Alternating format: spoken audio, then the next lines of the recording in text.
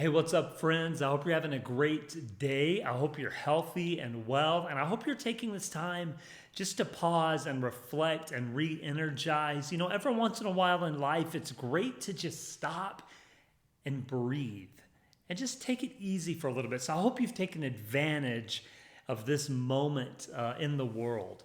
On last week's feature video, we discussed the idea of celebrating your accomplishments, of attacking those dreams and those passions and those ideas with so much exuberance. And when you succeed, you celebrate.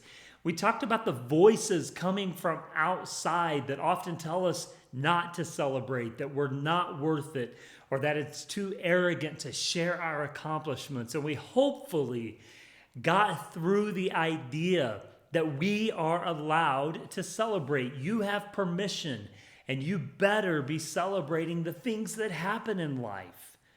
But today I want to talk about the inner voice, the voice that's going on inside of our mind constantly.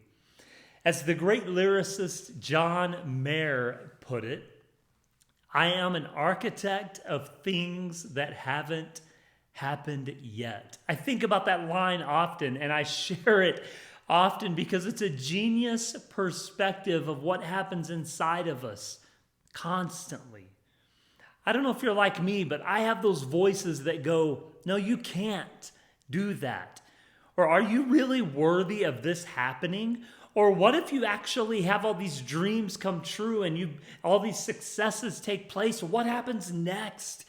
It's like I've told people my whole life, my fear isn't failure. I don't fear failure at all. What I've always struggled with is fearing success. What happens after you succeed? What's next? What happens when you get to the end of the rainbow and you find the pot of gold? Like, what do you do with it then? Ever since I was a kid, that's always been the fear if I've had one. And so you go through life and sometimes you live based on these fears, on these internal voices. And if we're really honest and if we're really making confessions here, the thing we really do is self-sabotage, don't we? We're like really close to that next job promotion and subconsciously we start self-sabotaging, or we're really close in that great relationship and we find someone that we've been looking for all along and then we start self-sabotaging, or we're doing so great on that new diet and that new health plan and we're getting to the gym and then we start making excuses. We start self-sabotaging, and all of us do it. We all do it. We all make the excuses. We all buy into the lies. We all listen to the voices in our mind that are telling us, are you really worth what you're doing? The most successful people on earth have voices going on in their mind. The most unsuccessful people on earth have voices going on in their mind. And some of us are just really good at faking it, whereas some of us aren't. Some of us have inner struggles rather than outer struggles. And sometimes I had a friend tell me the other day, it's interesting that when people have a physical disease with an outward appearance, they get the help they need. But then when the ones that have the internal disease with the internal appearance that you can't see, they're the ones that don't get the help, so they don't ask for help when they have a need. Some of us are just better at faking it. But the question is, what voices are you listening to? They're going to be there. You're not going crazy because you have voices talking to you, because we all do it. You're not good enough. You're not strong enough. You're not woman or man enough. You're not independent enough. You're not pretty enough. We all have them.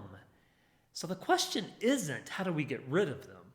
The question then becomes, how do we respond? One of the things I love teaching in life is the perspective of fear. I believe that fear is something to not be chased away. I don't believe we should run away from fear. I don't believe that we should try and beat it out of ourselves. No, rather, I believe fear is a great friend. I believe fear is the greatest teacher. Why? Because when we listen to fear, when we say, fear, what can you teach me? We learn so much about ourselves. But that's why I believe people are so afraid of learning from fear because they know it's all of a sudden going to make them really vulnerable.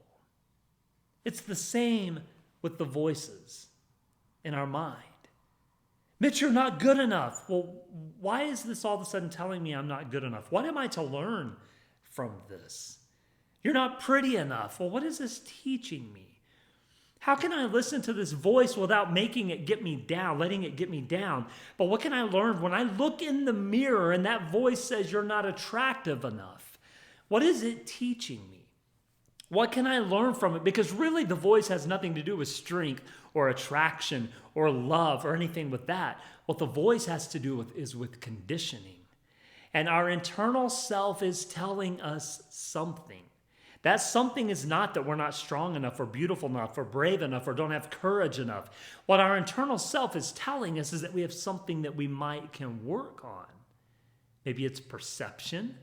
Maybe it's health. Maybe it's knowledge. Maybe it's forgiveness. Maybe it's healing from some brokenness.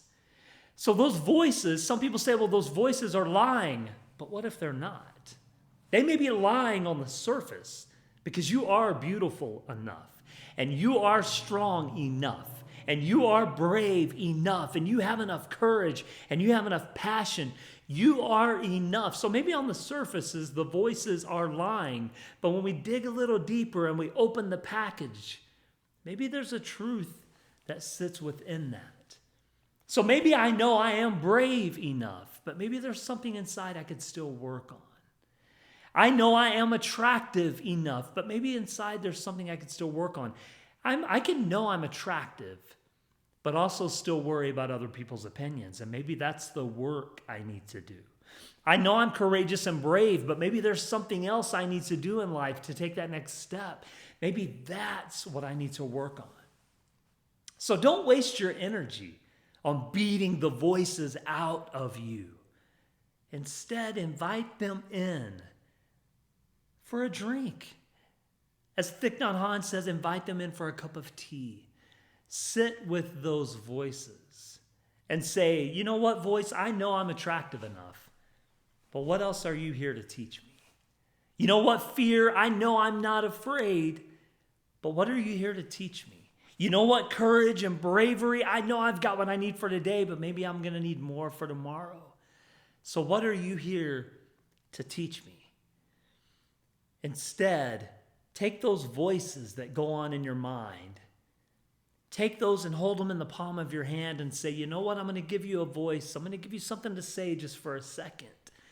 But when that's something to say, when that truth is revealed, it's time for me to let go because I hold the power. So we're going to celebrate. We're not going to let the people outside of us get us down. And when those voices in our minds work on us, you're not good enough, you're not worthy enough, you're not attractive enough, you're not passionate enough, you're not creative enough, you're not talented enough, we're going to say, okay, hold on a second. We're going to stop the madness. We're going to learn the truth. And then we're going to hold the power because my brothers and sisters, every single thing you need in this universe lies within you.